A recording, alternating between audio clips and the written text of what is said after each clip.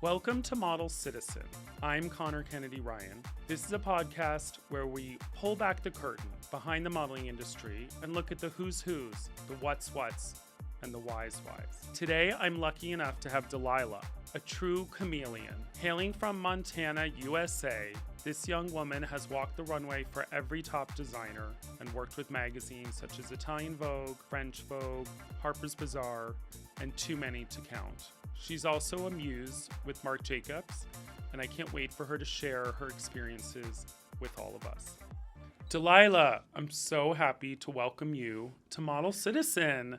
How are you today? Conor, it's a pleasure. Thank you for having me. I'm very proud of you, and I'm very excited to dive in because I think we got some good stuff to say.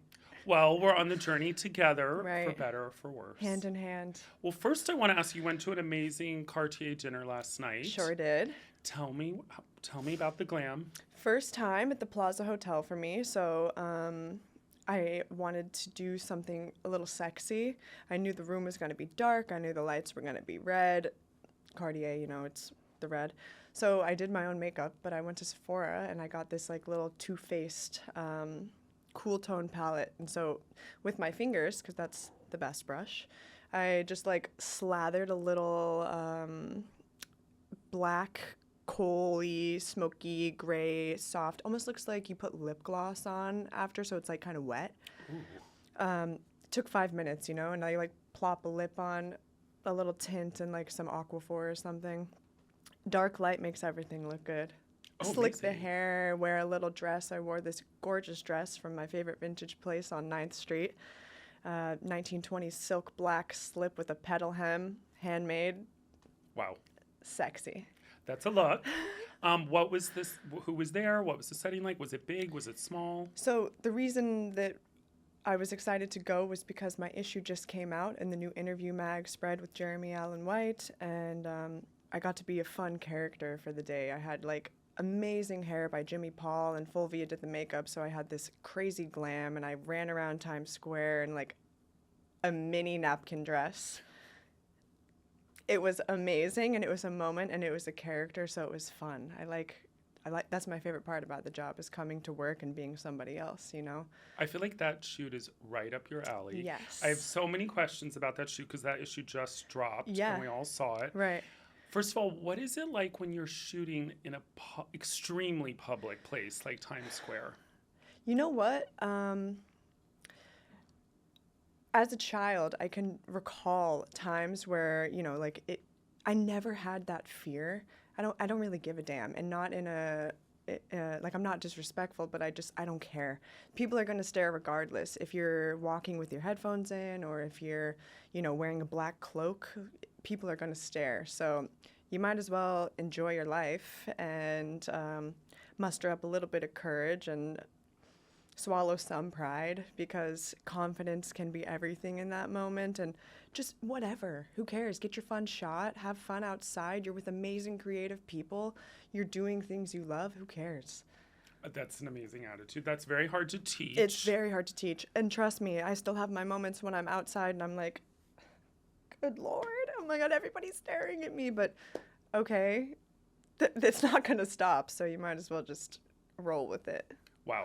What about, is it a different dynamic working with a celebrity versus being a model with other models on set? How do you approach that? Is there a mental preparation? What's your point of view? That's a good question. I treat everybody the same. I don't prepare, to be honest, because I just walk in and I feel the vibe. It doesn't matter if you're behind the camera or in front of the camera with somebody. The first thing I do is introduce myself, chit the chat for a second, be normal, because, I'm sure that the environment is different for them when they go on set and when they are at work, because they probably have a hard time feeling comfortable maybe, or relatable there or something. So everybody's the same. Any situation, I'll treat everybody the same. And there's no really different preparation. I think you just walk in, do your job, both of you, talk it out a second. You're like, hey, are you comfortable with this? How do you feel about that? But it's the same. You mentioned the hair and makeup. Yes. You are a model more than most that I see is very in tune with the beauty and glam part of the Yes. industry. You always know who they are, you know their work, whether you've worked with them in the past or Right. not. Where does that come from? Is that a long time passion? Are you a secret makeup artist? What's in it for you? That's a beautiful question because, to be honest, I really admire these people and I really enjoy their work. And I feel uh, extreme pleasure to sit in the chair and have them like look at me and let the artist run free, essentially. You know, like I love when I sit in the chair and Fulvia looks at me and she's like, last week you were covered with like green all across the face and a very pale white face and a dark vampy lip. This week I'm gonna put like a black smoky eye and pale lip or something. I like when I go and we all work together. I show up and be me, they show up and be them, and they're creative people. They are artists, you know? And I appreciate that too because at home I love to do my makeup and I learn a lot of things from them. And I teach my friends, you know, like I use my Pat McGrath. One of my first seasons ever, I worked with her and she put my lipstick on with her finger and did it so spectacularly that I never wanted to use a brush again. It's things like this you learn in the industry and you're like, damn. Well, I Tidbit. think if you're open to learning and listening and, not on your phone. Yes. And That's the thing. you're a connector. So I Yes. feel like you always have your ears open. It's true. And it's rude, you know. Trust me, I'd be lying if I said I didn't answer an email in the chair every once in a while, but when I sit down in the makeup chair, I'm not going to be on the phone. They need to look at me, I need to look at them. Hey, look up, look down. Like, I want to be aware and I want to be productive, I guess you could say, because I want to. The quicker you get done with makeup, the quicker you'll get on set, and then, like, you could do another look or something. So I like to be a good girl in the chair. I love that. I think you're a role model. Bless. I also think of you as a chameleon, and you are so open to transformation. You've had many different hairstyles, many Oh, yes. colors. It's been a Right. journey. When you're shooting, was there ever a time where you were nervous about not looking pretty or not looking beautiful? Because a lot of people have transformed you into all different characters. Yes, I like that. You know, where I was growing up, I don't think I ever really felt pretty. And I know that's like the classic meme. It's like a model being like, I was never pretty. But I wasn't the classic beauty standard. So when I started in the industry and everybody loved my weird features or like, my ears, they stick out. I can relate. Twins. Certain things that are just me or just you, like the second you stop trying to be something else and you just are you, whatever color hair or whatever makeup, the second you let all that stuff go and you just embody the character and you let shit fly, you find freedom in all of it because nothing worse than when you get on set and you're wearing a Rick Owens look and the girl's like, I don't feel pretty. You're an alien. It's a different kind of pretty. Everything is pretty and everything is beautiful, but there is different vibes, and I want to do all the weird stuff. I want to be a Tim Burton girl one day, and then a Rick Owens girl one day, and then Chanel or YS. You know what I mean? There's different vibes, and being a chameleon is what I always wanted to be because I want to do everything. I just finished finding the second season of Wednesday with my son. Cute. And a dream of mine would be for you to work with Tim Burton. Okay, let's manifest it because that's also We're doing one of that mine. now. Right. I'm like, great, we're on the same page. Love Tim Burton. I love those freaky people, and I love his kooky mind. Oh, for sure. Yeah. So Montana, you're from the hills of Montana, a world away from New York, Yes. from Paris. Yes. How did your modeling journey start, and what was the first year like? First, all my love to Montana and the people in it.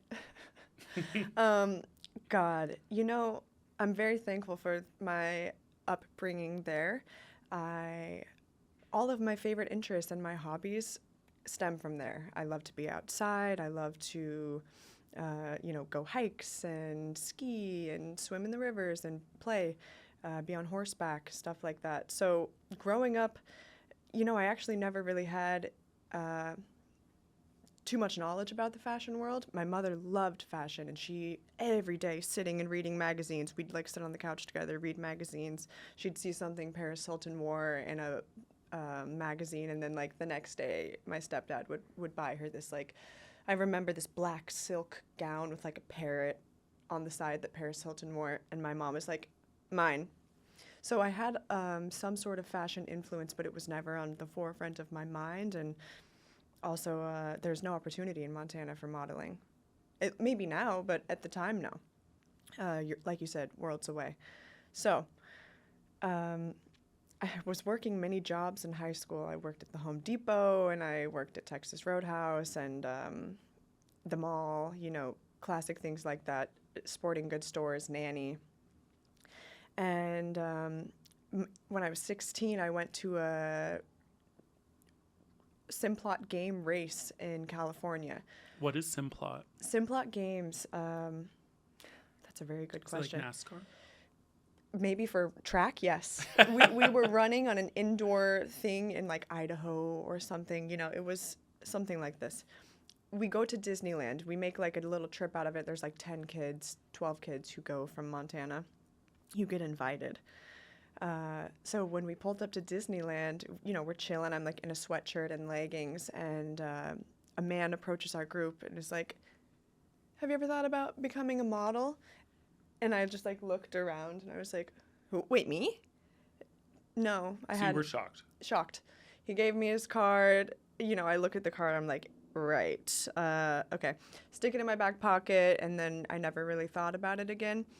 I just it wasn't on my mind, and I wanted to finish high school, and like I don't know. In the moment, I was interested because it was new, but I had never thought about it. I was always the tallest, of course. I was like 5'11" at 15, so probably even more. But no, I never thought about it. Then I go back to Montana. I finish another year or two of school, and one of my good friends at the time, she was 1 year older than me, and she was graduating that year. So she says, "You want to go to Coachella?" Absolutely. Never been to a music festival, nothing like this. So we pulled up to Coachella. Again, I get scouted. This time, he was like, anytime you want, come to New York. When I heard New York, I had never been to New York. So But this was the same model scout? No. Oh, I was going to say, that would really be crazy. Imagine. No, this was like 2 years later, and okay. No, a different one.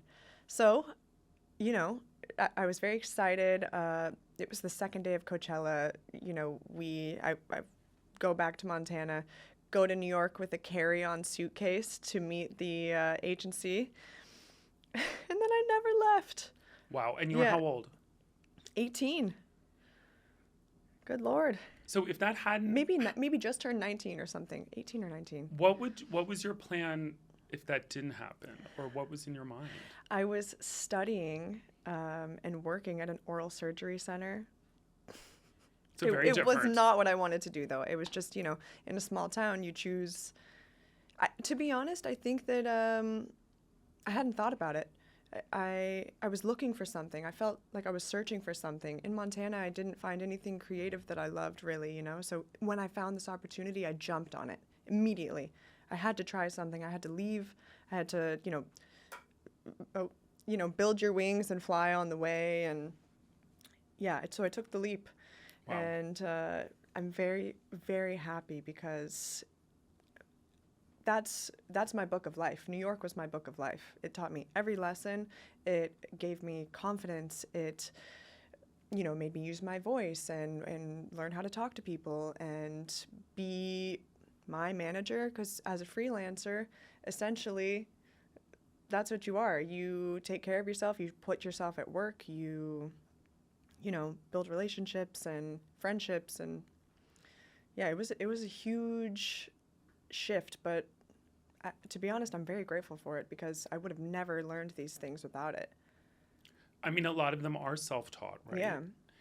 What do you think, what lessons could you share with people about those first formative years of modeling? I mean, it's the school of hard knocks. Yeah.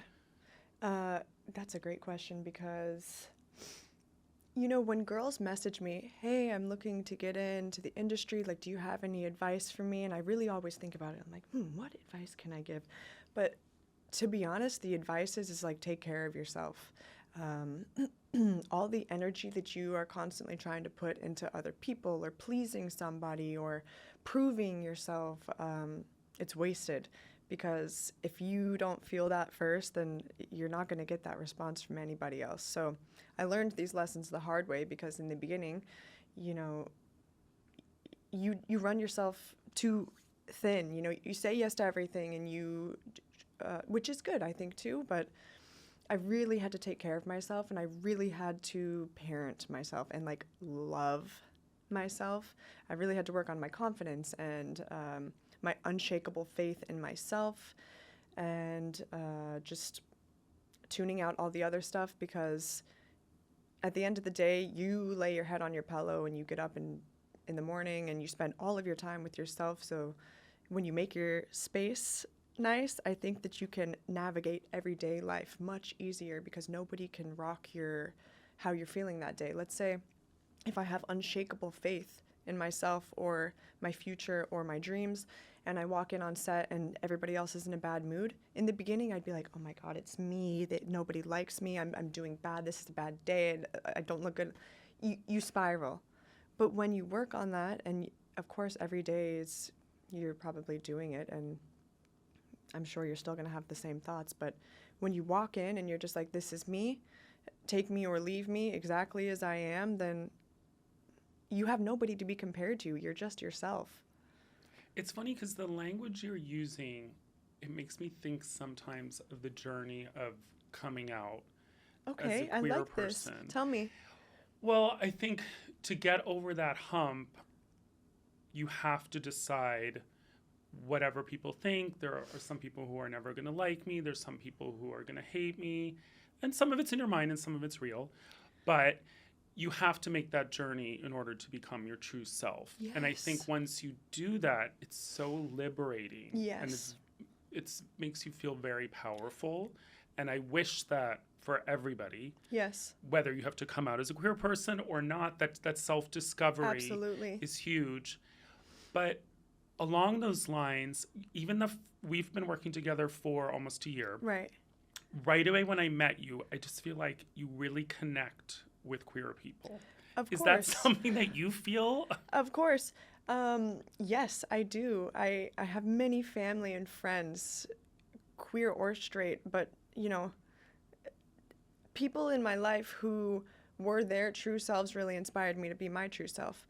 You know, I can remember in high school I had this one wonderful friend, and you know, he wore anything he wanted. He didn't give a damn. He was so himself, and I very much, my best friend, I can also say that about her. She is so herself that when I'm around her, it inspires me to be more like myself and be more unique, because that is your superpower, is yourself and being unique and connecting with people and allowing them to share their story, because when you show up and feel comfortable, other people feel comfortable, and then you all can just, you know, how did you get over this, or how did you learn how to handle this situation?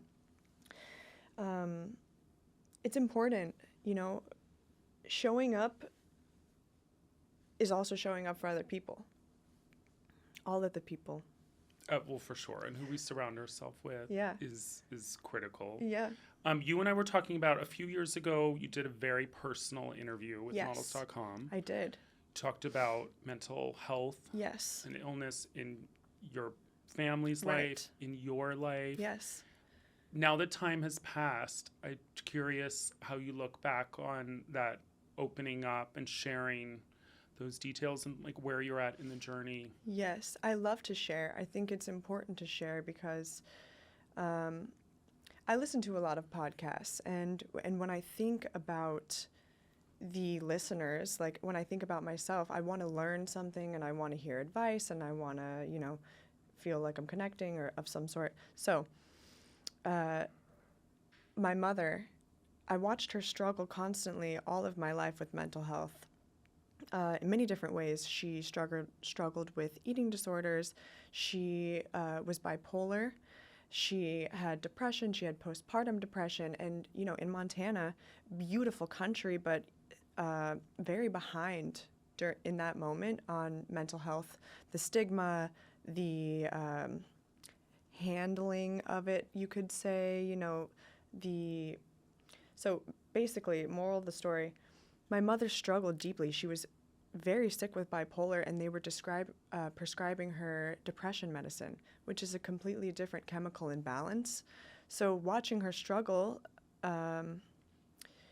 you know, it's a domino effect. If she is mentally unstable and looking for control, she's going to control other things, which ended up being the food. Also, eating disorders are genetic. So all of my childhood, I had the most wonderful relationship with food. I didn't think about a single thing. Young, free, careless. I ate whatever I wanted. You know, my best friend's family was a cattle ranch. We ate a lot of beef, meat, everything, fast food, all the things. And then as I watched my mother go through in and out of eating disorder facilities and you know, she had substance abuse issues and constantly just trying to find her own ways to heal what was actually here. It was never really the eating, I'm sure. It was never really the body image, I'm sure. It was a deep unsatisfaction with life, with self, with dreams. You know, she was a young mom. She goes to Montana. She's a mother of 2 and then sits at home all day and is a stay-at-home mom, which, you know, could be great, but she was unhappy. So when I lost her, I was 15, and it was, she died by suicide. So that was the beginning of, I think, mental health. I really started to understand it. I started to grieve my mother because she was alone on her journey. She didn't have any help. She didn't listen to podcasts. She didn't go on YouTube. These resources were out of reach for her. So that was very important for me on my journey to make sure that my mental health was in check, but also be better equipped to helping people if they come to me with problems, or if you see someone struggling, a family member, a friend, something like this. So fast forward, I moved to New York. I had just moved into a model apartment of some sort, and I had this gorgeous roommate. She was darling, but she was definitely struggling with some sort of disordered eating. And she encouraged me that, you know, like, hey, let me help you. I can help you. I see that you eat very unhealthy things. You're a garbage gut. You'll eat chips and at 8 a.m. Like, let me help you. Backtracking, I said eating disorders are genetic. I definitely fell into a caloric deficit, which if you carry this gene, it can trigger some sort of, maybe some like fight or flight or some survival instinct. So, you know, like I said, I never struggled with any sort of disordered eating habit. I was already naturally thin. And then I started seeing these things. I was very fearful of food. I thought they were going to harm me and, you know, kill me or whatever. Like, oh, I took everything to an extreme. So, like my mental state, my body also deteriorated, and I was not taking care of myself, and that was hard to see. Looking in the mirror and not recognizing yourself, and also not loving yourself. That's what it is. I wasn't feeding myself properly. I wasn't talking to myself with compassion. It's all this little ball, like a snow globe. You know when you like shake a snow globe and stuff is just everywhere? That's like your mental state when... That sounds exhausting. It's exhausting. Thankfully, many people were, hey, are you good? You don't look it, you know? And at first, it kind of fuels the fire because you're like, oh, it's working, great. Like, I'm in control. It was a control thing for me. It was almost like OCD because it was never actually about the body image. To be honest, I didn't love how I looked. It was scary. But I've read a lot of books and I talked to a lot of people, and basically I just treated myself like a kid and started feeding myself again. Easier said than done because eating disorders are a disease and a severe mental illness. So it's not right to say to somebody, just eat. You need to eat. I'm very lucky that it didn't last longer than it did. It was mostly mental health. Like I said, it's a disease. So do I think that it will ever fully go away? I want to say yes, because I don't deal with any sort of disordered thought anymore, or fear, irrational fear. Nothing of the sort. But I don't know. I think I have multiple girlfriends who say it never really goes away. So it's a very real thing, and I think that there's some stigma around it because it usually has to deal with body image, and that's actually the furthest thing from it. Well, I think also, right, the secrecy and the shame, it only makes everything worse. So shame. I love that you're talking about it, and it's part of your life. Yeah. And as you said, it's genetic. Yes. And, we all have things that we struggle with, and some of them are much more severe than others. Absolutely. But when we share them with other people, it helps us to be honest with ourselves, and I think that's huge. Yep. Also, asking for help. I think that was I never asked for help. I think I was seeking for somebody to come and save me, when instead, like, newsflash, you have to save yourself every damn time. You're like, wait, nobody's going to save me. So after waiting long enough, literally, look around. You're like, it's me. Oh, right. It's always going to be me. And that's why I keep circling back to taking care of yourself, because it's always going to be you. The second you stop taking care of yourself, yeah, your people love you and your family loves you and they will take care of you, but satisfaction and fulfillment comes from the self first. When did you first feel you could tell people that modeling was your career? Right. Once I came back home and felt that I was proud of what I was accomplishing. I was proud to be on these sets. I was excited to create beautiful images. I would wake up and be ready for the day and excited for a new opportunity and a relationship and traveling. I got a passport because of modeling. I left the country for the first time because of modeling. I traveled. So I was I was inspired by it. I was very proud to say it. I didn't want it to be in an arrogant way, of course. I would say, yes, I am a model, but I love it because of the creative that comes with it. I like everything about it. I love the clothes. I love the character, the moods, the people. I think you were meant to do it. Bless. It feels like it now. Thank God. You've done so many amazing shows. Is there one show that you've never done that you dream about? Yes, Tom Ford. I love sexy. I love a strong woman. I love power. I feel the last Tom Ford show was jaw-dropping. And when I saw that, I've always wanted to do it because the images are always iconic. I love that show. Damn, that's a good one. Either that and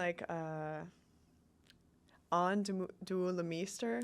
And de Meester. That's very different from Tom Ford. Very. But it's, again, I love the clothes. I think it's this character that I keep going back to. I love a vibe. I like when you can say, oh, that's Isabel Marant, or, oh, that's Marc Jacobs, oh, that's YSL. I like it. I think it's fun to, it's good to, do something different, but also I really do love a vibe.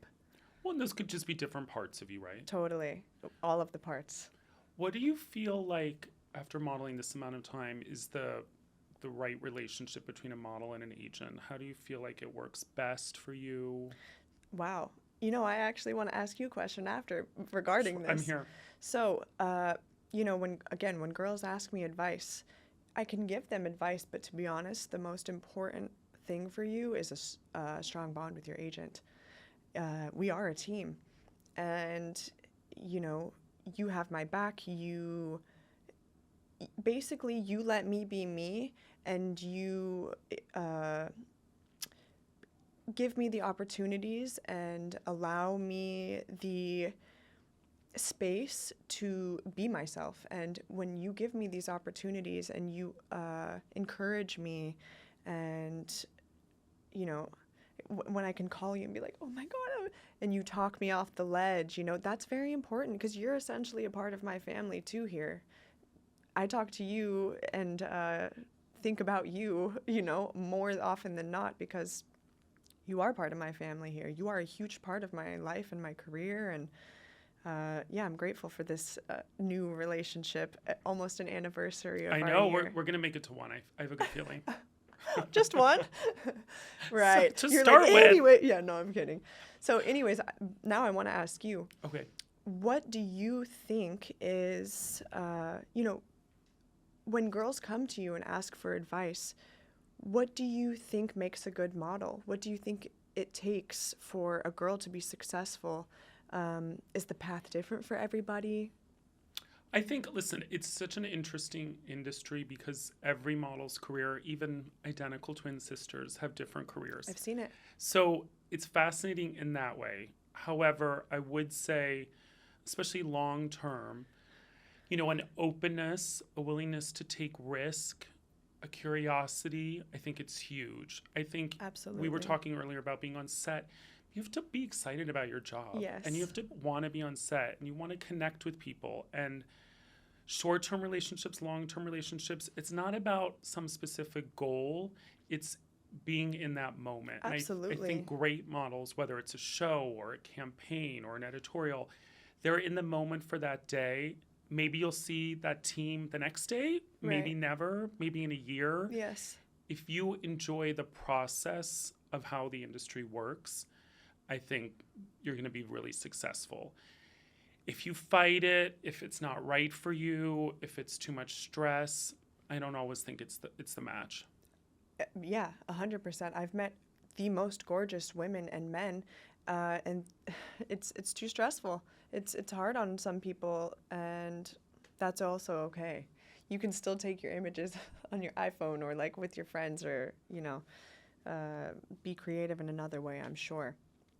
But I think some people are just meant to do it, especially long term. And I think, you know, when you're 18, of course you're going to have certain ideas about the industry, and a lot of them aren't going to be correct. Yeah. And then when you get into it, you find out, does this really fit my personality? You know, as you know, at MUSE, we have models from 18 to 70. Obsessed. So one of my favorites. Seeing this long-term career for women and men as they get older and as they evolve and change, it's fascinating for me to watch as an agent. Absolutely. And I love that the industry's changing that way, and I'm excited to see how it continues to evolve. I'm right there with you, side by side. I love it. Well, I want to thank you so much for your time today and opening up and sharing your story. Thank you for having me, Conor. I can't wait to see what's next. Oh, we got a lot left. That's for sure. Have a great day. And you.